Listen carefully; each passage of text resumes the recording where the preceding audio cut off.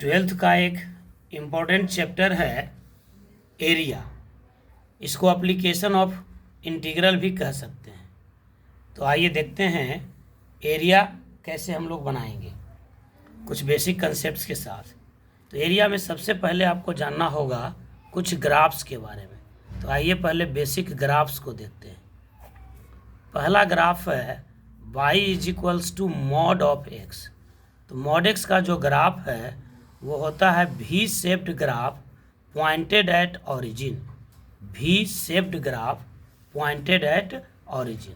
Modulus non negative function है जिसका domain minus infinity से प्लस इन्फिनिटी होता है और रेंज 0 से इन्फिनिटी होता है।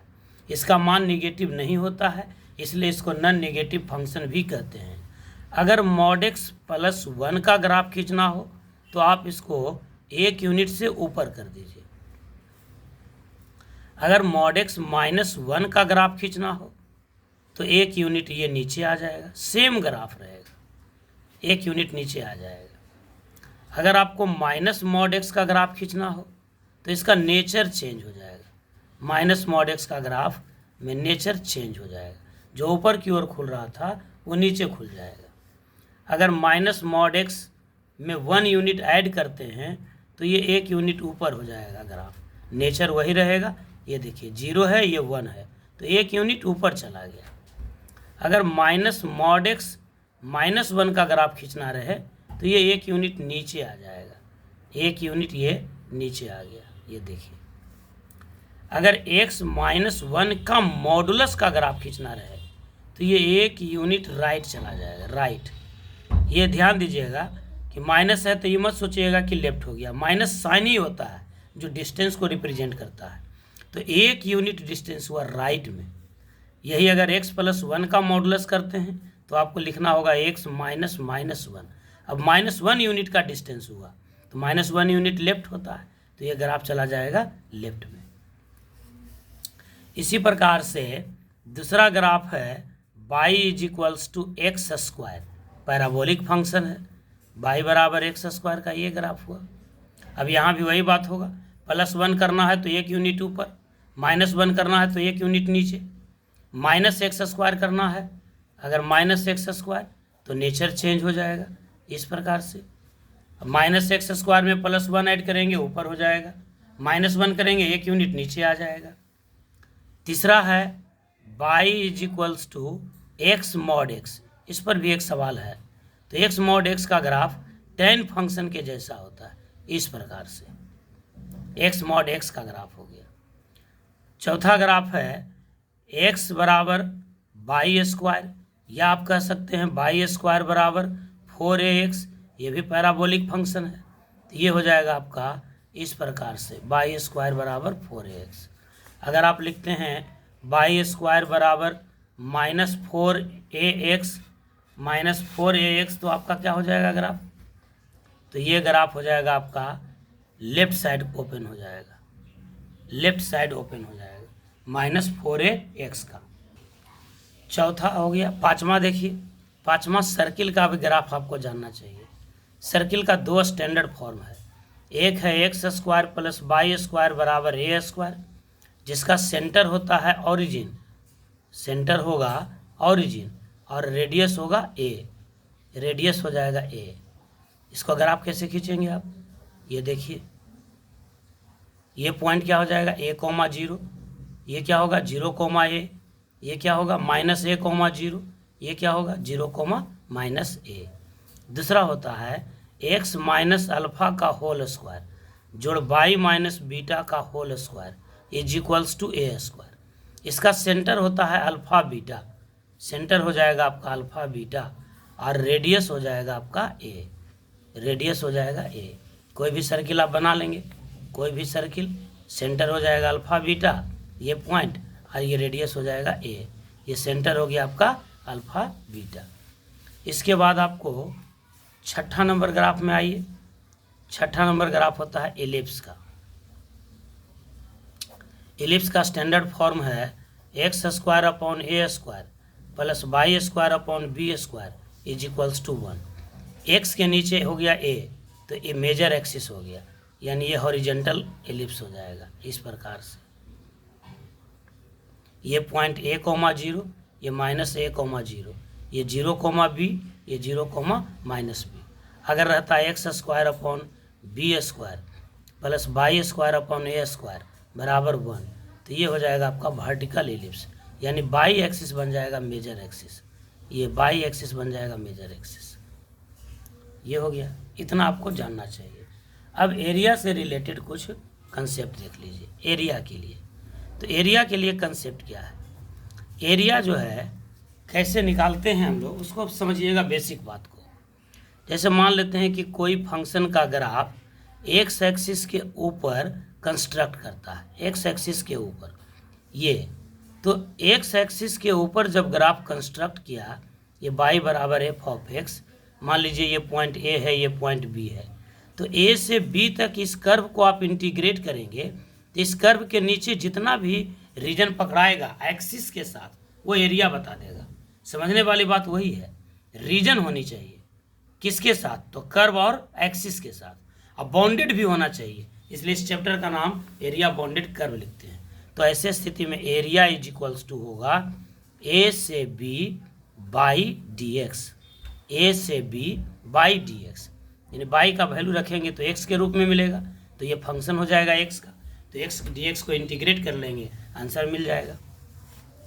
अगर यही कंस्ट्रक्ट होता है एक्स एक्सिस के नीचे, मान लीजिए इस प्रकार से, वही फंक्शन है ए से बी, तो एरिया निकालेंगे तो मिल जाएगा ए से बी बाई डी एक्स, लेकिन जब आप कैलकुलेट करेंगे तो ये वैल्यू हो जाएगा निगेटिव, और एरिया निगेटिव होता नहीं है, इसलिए यहाँ लगा देते हैं हम एक माइनस साइन। तीसरा पॉइंट देखिए, अगर कोई कर्व ऐसा हो कि वो बाई एक्सिस पर रीजन बाउंड कर जाए, ये बाई एक्सिस पर हो गया ऐसे, मान लीजिए सी है या डी है, तो इसका एरिया कैसे निकालेंगे, एरिया हो जाएगा आपका सी से डी एक्स डी वाई। और अगर यही लेफ्ट में कंस्ट्रक्ट करता है, लेफ्ट में, तो फिर वही कंसेप्ट हो जाएगा क्या, एरिया = सी, एरिया = यहाँ लिख देते हैं सी से डी एक्स डी वाई, लेकिन जब कैलकुलेट करेंगे तो ये हो जाएगा माइनस, इसलिए एक साइन माइनस लगा देते हैं। अगला देखिए, एरिया बाउंडेड बाई 2 कर्व्स, अगर 2 कर्व एक ही साथ रहे तब कैसे निकालेंगे, area bounded by 2 curves, 2 curves रहेगा तब कैसे होगा, एरिया बाउंडेड बाई 2 कर्व्स। तो मान लीजिए कि इसका फिगर कुछ इस प्रकार से है, एक फंक्शन ये है और दूसरा फंक्शन ये है, मान लीजिए ये y1 = f1x, और ये मान लेते हैं कि y2 = f2x। तो सबसे पहले तो आप देखिए रीजन आपका ये कंस्ट्रक्ट हुआ, तो इसका एरिया निकालना है, तो कैसे निकालेंगे, तो जब ऊपर वाले को आप इंटीग्रेट करेंगे तो इसके नीचे जितना रीजन है वो सब एरिया निकल गया, यानी ये भी निकल गया, पर ये तो हमको निकालना नहीं है, तो इसको हटाएंगे, क्या, तो क्या करेंगे, इसको इंटीग्रेट करेंगे, तो इसके एरिया पूरा निकल जाएगा, इसके नीचे वाला पोर्शन, यानी ये पोर्शन हट गया, तो यहाँ इसको इंटीग्रेट किए तो ये पूरा मिल गया, और इसको इंटीग्रेट किए तो ये वाला मिला, ये वाला पूरा, तो इसको माइनस कर दिए, तो इसमें से इसको माइनस कर देंगे। लेकिन उसके पहले ये ज़रूरी है कि ये पॉइंट ऑफ इंटरसेक्शन आपको मिल जाए, तो ये पहले निकालना होगा आपका point of intersection. Point of intersection निकालने के लिए क्या करेंगे, हम गिवन इक्वेशन ऑफ कर्व को सोल्व कर देंगे। To find point of intersection we solve the given equation of curve only. तो मान लीजिए कि ये पॉइंट आपका आ गया ए और ये पॉइंट आ गया बी, तो एरिया बराबर क्या हो जाएगा, ए से बी y1 - y2 dx। अब आप जानते हैं कि डिफरेंस का इंटीग्रेशन बराबर होता है इंटीग्रेशन का डिफरेंस घटाव का, समझ में आया बात। अब कुछ कॉमन एग्जांपल्स लेकर के चलते हैं, वहाँ से आपको कुछ समझ में आएगा। पहले हम कुछ कॉमन एग्जांपल बता देंगे, उसके बाद एनसीईआरटी का एक्सरसाइज करेंगे। चलिए देखते हैं प्रॉब्लम्स 1। देखिए पहला सवाल है, find the area of the circle x² + y² = a²। ये सर्किल का हमको एरिया निकालना है। तो आप जानते हैं कि x² + y² = a² किसी ऐसे सर्किल को रिप्रेजेंट करता है जिसका सेंटर है ओरिजिन और रेडियस है a। तो ऐसे भी आप जानते हैं कि जब किसी सर्किल का रेडियस मिल जाए तो एरिया निकालना काफ़ी आसान हो जाता है। एरिया बराबर होता है पाई आर स्क्वायर। यहाँ रेडियस है ए, तो इसका एरिया हो जाएगा पाई इंटू ए स्क्वायर। अब हम इसको निकालते हैं जिस सिलेबस, कैसे निकाल सकते हैं? तो देखिए, x square plus y square बराबर ए स्क्वायर का आपका ग्राफ आपका इस प्रकार से हो जाएगा। ये आपका हो गया, ये पॉइंट हो गया आपका ए कॉमा जीरो, और ये पॉइंट क्या हो गया माइनस ए कॉमा जीरो। ये हो जाएगा जीरो कॉमा ए, और ये हो जाएगा आपका जीरो कॉमा माइनस ए। तो ए सर्किल जो देखिए क्या है, यहाँ एक्स का भी पावर इवन है और वाई का भी पावर इवन है, तो ये दोनों एक्सिस के सिमेट्रिक है। रूल है कि अगर एक्स का पावर इवन मिलता है किसी फंक्शन में तो वो वाई एक्सिस के सिमेट्रिक होता है, और वाई का पावर इवन मिलता है तो एक्स एक्सिस के सिमेट्रिक मिलता है। यहाँ दोनों का पावर इवन है, यानी दोनों के सिमेट्रिक है। सिमेट्रिसिटी यहाँ इसलिए यूज की है कि आप देखिएगा कि चारों क्वाड्रेंट में सेम फिगर कंस्ट्रक्ट हो गया, यानी जो एरिया होगा फर्स्ट क्वाड्रेंट में उस रीजन का, वही एरिया सेकेंड क्वाड्रेंट में भी, थर्ड में भी और फोर्थ में भी। तो हम क्या करेंगे, फर्स्ट क्वाड्रेंट में एरिया निकाल लेंगे और उसको 4 से मल्टीप्लाई कर देंगे, यानी एरिया बराबर होगा 4 टाइम्स ऑफ, कहाँ से कहाँ तक, ये देखिए जीरो था तो जीरो से लेके ए तक, जीरो से ए तक बाई डी एक्स। अब हम बाई कैसे निकालेंगे, तो x square plus y square बराबर दिया हुआ है ए स्क्वायर, तो आप लिख सकते हैं वाई स्क्वायर बराबर a square minus x square, और अगर बाई लिखना रहे तो आप लिख सकते हैं y is equals to under root A square minus x square. और आप जानते हैं कि अंडर रूट ए स्क्वायर माइनस एक्स स्क्वायर यह स्पेशल इंटीग्रल है, जिसको एनसीईआरटी के 7.7 एक्सरसाइज में दिया गया है।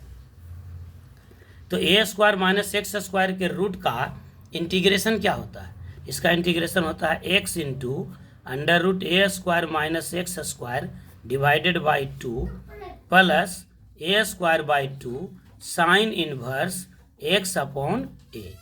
अब हम इसको इंटीग्रेट कर देंगे तो एरिया बराबर होगा 4 टाइम्स ऑफ जीरो से लेके ए तक अंडर रूट ए square minus x square D X. अब डेफिनेट इंटीग्रल को सोल्व कर देंगे तो हमको मिल जाएगा area is equals to 4 times of, definite integration को जब तोड़ते हैं तो ये बिग ब्रैकेट में चेंज हो जाता है, लोअर लिमिट लोअर में, अपर लिमिट अपर में। पहले इसका हम फॉर्मूला लिख लेते हैं, तो ये हो जाएगा X into under root A square minus x square divided by 2 plus A square by 2 sine inverse X upon A, और इसका रीजन कहाँ से कहाँ तक, जीरो से लेके ए तक। अब यहाँ पर क्या करेंगे, पहले अपर लिमिट लगाएंगे दोनों में, फिर बीच में लिखेंगे माइनस का साइन, और तब लोअर लिमिट लगाएंगे जीरो।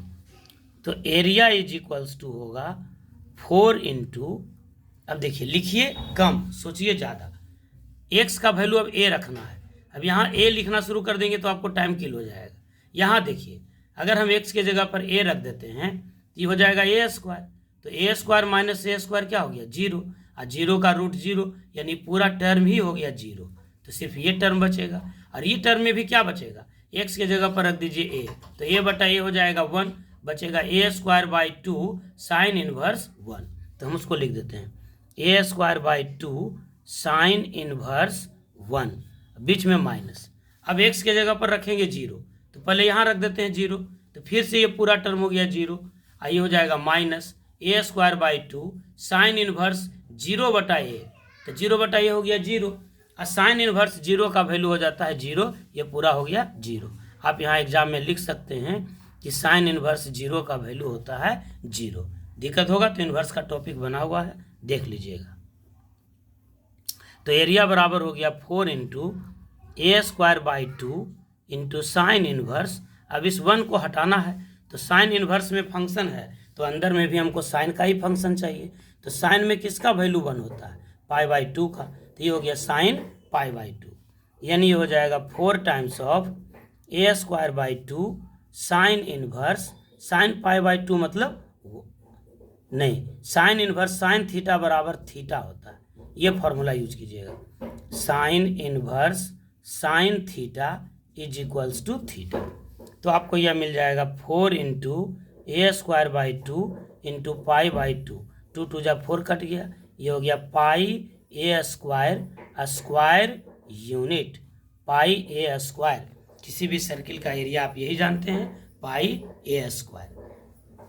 अब इतनी रहने देते हैं, एक दो सवाल और एक्स्ट्रा बताएंगे, फिर एनसीईआरटी का पूरा सवाल बता देंगे। थैंक्स।